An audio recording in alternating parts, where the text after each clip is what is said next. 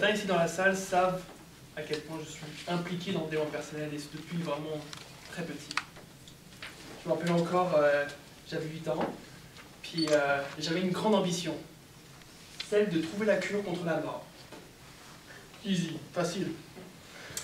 Heureusement, avec le temps, j'ai appris à devenir un peu plus raisonnable et juste réorienter un petit peu cette ambition vers quelque chose de plus raisonnable, plus réalisable.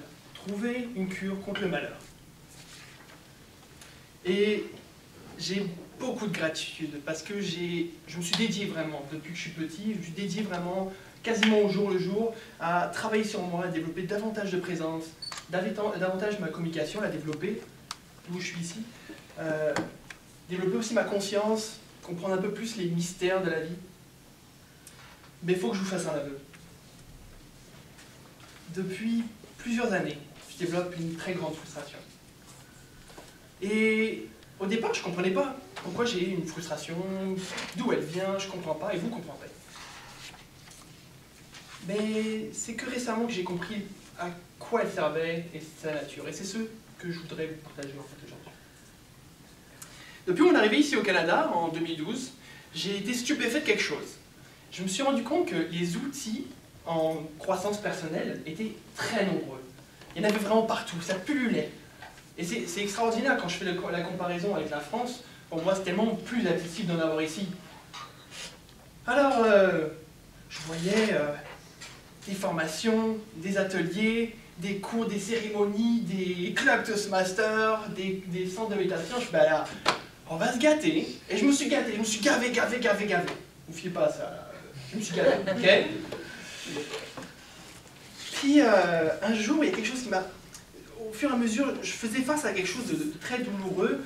Pendant mes recherches, pendant mes pratiques, mes expérimentations, je faisais face à quelque chose de très difficile à vivre pour moi. Je me faisais complimenter. D'habitude, ce serait pas complexe, mais en tant que tel, je ne vous parle pas de compliments du style Alexandre, t'es beau, t'es intelligent, t'es fort. Non, je suis preneur. Okay, mais je vous parle plutôt du type de compliments, du type de remarques, du style Alexandre, j'aimerais tellement être comme toi, là. Franchement, la manière dont tu vis, la manière dont tu comprends les choses, waouh, je suis tellement loin de toi. J'ai déjà reçu aussi un truc comme oh, tu vis cet événement-là, de cette manière-là, tu es positif là-dedans, c'est clair que tu as plus de sagesse que moi. Mais pour moi, là, ce que j'entends, c'est des pieux, là. J'ai des pieux, là, dans le cœur, à chaque fois que je reçois des trucs comme ça. Juste par curiosité, ici dans la salle, il y a des personnes qui se sont déjà comparées dans la tête, ou verbalement, de cette manière-là. Levez la main, s'il y en a. Okay. Bon à savoir. C'est lors d'une cérémonie chamanique que j'ai eu beaucoup plus de clarté là-dessus. Je sais, je fais des trucs flyés des fois.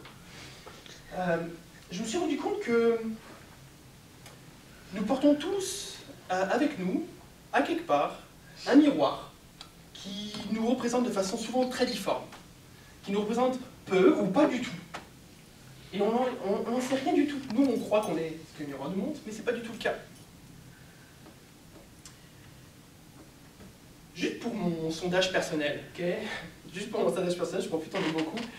Je voudrais savoir, est-ce qu'il y a des personnes ici qui pourraient assumer, là, aujourd'hui, là, tout de suite, maintenant, que c'est une personne, c'est un humain qui possède de la sagesse?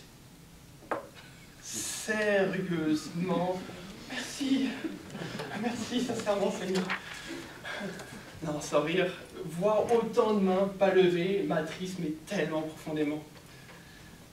Est-ce que vous vous êtes déjà demandé, c'est quoi la sagesse? Okay, c'est quoi la sagesse pour moi? Ça ressemble à quoi? Bon, on va régler ça tout de suite, ok? J'ai trouvé une belle définition pour vous. Je vous la lis. La sagesse est un concept utilisé pour qualifier le comportement d'un individu qui allie la conscience de soi et des autres, la tempérance, la prudence, la sincérité, le discernement et la justice, s'appuyant sur un savoir raisonné. Bon, c'est beau, hein, c'est bien élaboré. Mais moi, il y a un truc super important dans cette définition-là, en fait. Il parle de qualifier. La sagesse, c'est finalement une qualité, ça s'observe par les qualités d'une personne, qualité que la personne incarne, finalement. Ok. On va faire un petit jeu, ok? On est tous ensemble, ça va être le fun, on va être comme... On va pouvoir un peu interagir, il n'y a pas juste moi qui parle. J'ai peut-être une petite consigne pour certains. Les invités, vu que vous ne connaissez pas grand monde, là, certainement vous avez pu parler avec des personnes, je vous inviterai à jouer le jeu tout en vous fiant à vos impressions. Okay, je voudrais que vous me trouviez ici dans la salle, en désignant du doigt, une personne qui symboliserait pour vous l'altruisme. Okay, qui ici symboliserait l'altruisme? On pointe du doigt, allons-y. Allez, l'altruisme, donner aux autres. Être en présence des autres, offrir sans attendre. C'est bon. Super. On en fait un petit deuxième, ok? Est-ce qu'il y a une personne ici que vous désignerez, qui symbolise la joie de vivre?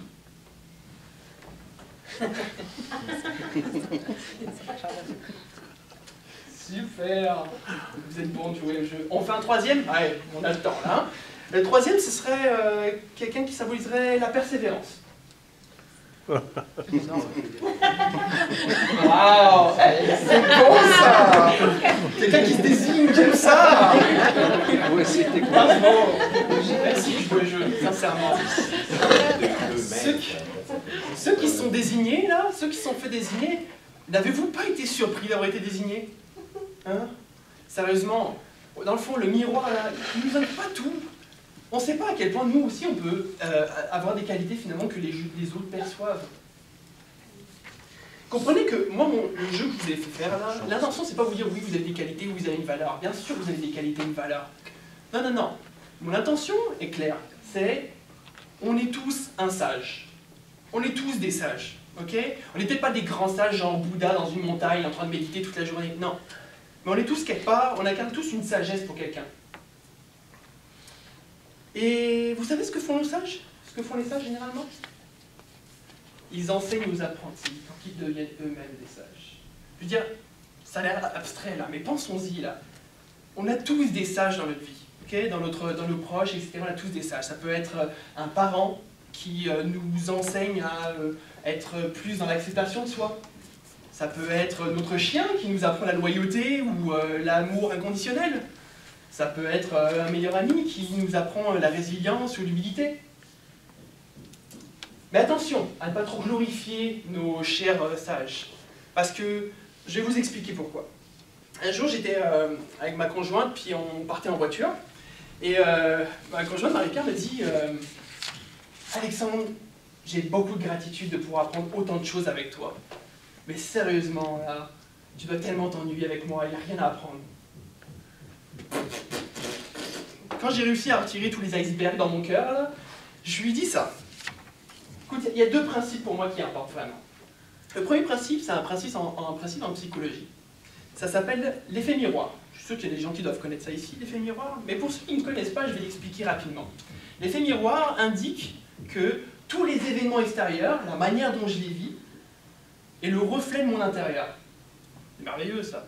Mais lorsqu'on l'incarne vraiment, finalement, cet apprentissage-là, ça induit des vérités qui sont très difficiles à vivre, comme tout ce qu'on vit, bah, finalement l'attirer, comme la manière dont je vis toutes les choses qui se passent dans ma vie, que ce soit même les plus dures, une maladie, un décès d'un proche, une faillite ou je ne sais quoi d'autre, mais je peux changer ma manière de fonctionner, je peux changer ma manière de réagir face à ça. Il n'y a que moi qui peux changer ça. Le troisième petit point que ça offre aussi le miroir, je veux quand même donner le complet, c'est que ce que je vois chez l'autre est le reflet de ce qui est en moi. Même si ce n'est pas présent là tout de suite, ça reste que c'est en moi. Et c'est tout ce qui est beau et tout ce qui est moins beau aussi. Le deuxième truc que je lui ai dit, l'apprenti peut être le sage de quelqu'un d'autre. Ben oui, si aujourd'hui ma conjointe, je suis son sage, elle a déjà été avant. Ou alors elle l'est peut-être pour quelqu'un d'autre. Alors j'imagine que vous devez vous questionner, ouais mais là je suis sage de qui là? Je veux dire, j'ai pas d'amis, j'ai pas de famille, j'habite dans une grotte dans les Laurentides, je veux dire, qui est-ce que je pourrais être le sage? Et je vous rassure, la vie est super bien faite. Et même si vous n'inspirez pas les petits lapins dans votre grotte, vous inspirez peut-être la caissière que vous avez rencontrée à la pharmacie, vous pourriez inspirer l'itinérant qui vous voit sortir à chaque jour, ou vous pourriez inspirer un membre ou un invité qui est ici présent à Toastmaster, qui vous a vu incarner dans des qualités. j'ai beaucoup de gratitude d'être avec un si nombreux public, c'est extraordinaire, et je vais en profiter pour vous faire une seule demande, ok? Je vais vous faire la demande de nous assumer une bonne fois pour toutes dans notre sagesse. Okay. Je sais, oui, on n'est pas parfait, oui, on fait des erreurs, ça reste que nous-mêmes, nous incarnons une forme de sagesse. Et je pense qu'il est vraiment crucial de pouvoir la partager. Et ça ne va pas dans un sens. C'est aussi à nous de nous ouvrir et de l'accueillir. Je vais terminer juste avec ceci. Si aujourd'hui ou demain ou plus tard, vous allez rencontrer une personne qui vous inspire de par ses qualités, de par la manière dont elle se positionne, sa sagesse, dites-vous qu'elle n'est pas meilleure que vous. Elle incarne juste sa sagesse elle-même. Autant que vous pourriez vous-même incarner la vôtre et changer le monde, le rendre meilleur. C'est le terminé.